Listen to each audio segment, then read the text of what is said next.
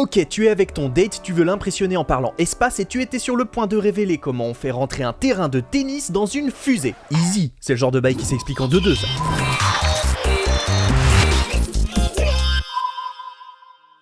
Webb est capable de voir beaucoup plus loin dans l'espace que Hubble, notamment parce que son miroir est plus grand. Ça c'est toi, ça c'est le miroir de Hubble et Webb. Forcément, ça capte plus de lumière.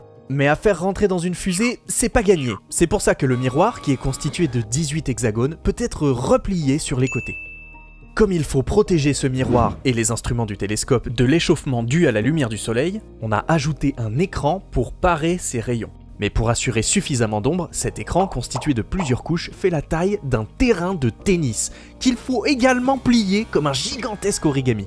Et pourtant, malgré sa taille impressionnante, Webb pèse moins lourd que Hubble. Une des raisons est que le miroir est constitué de beryllium, un métal de faible masse volumique recouvert d'une fine couche d'or. Et la masse, quand on lance quelque chose dans l'espace, c'est un point crucial. D'autant que Hubble orbite autour de la Terre à 540 km d'altitude, mais pour Webb, c'est au point de Lagrange L2 à 1,5 million de kilomètres de la Terre dans la direction opposée au Soleil. Là, le Soleil, la Terre et le télescope seront alignés. Son orbite autour du Soleil sera synchro avec celle de la Terre. Cet emplacement est un point confortable. Son écran sera toujours orienté de la bonne façon et les températures seront très stables. Car à cette distance, aucun moyen de dépanner. Ok GG, au bout de 2 mois de voyage, on est au bon endroit. Bon, déjà, pendant ces 2 mois, différents éléments se déplient. Panneaux solaires, antennes, écran, miroir. Puis on scoute. Pendant 6 mois, les instruments observent l'espace et envoient des infos sur Terre, pour vérifier que tout marche bien.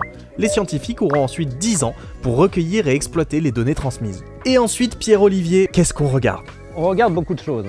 Ça va de l'univers lointain avec la formation des premières étoiles, aux exoplanètes, pas si éloignées que ça de notre système solaire. Comment et où se sont-elles formées ? Que contiennent leur atmosphère ? En espérant trouver des traces d'eau ou bien, alors là le truc fou, des biosignatures, donc de la vie organique.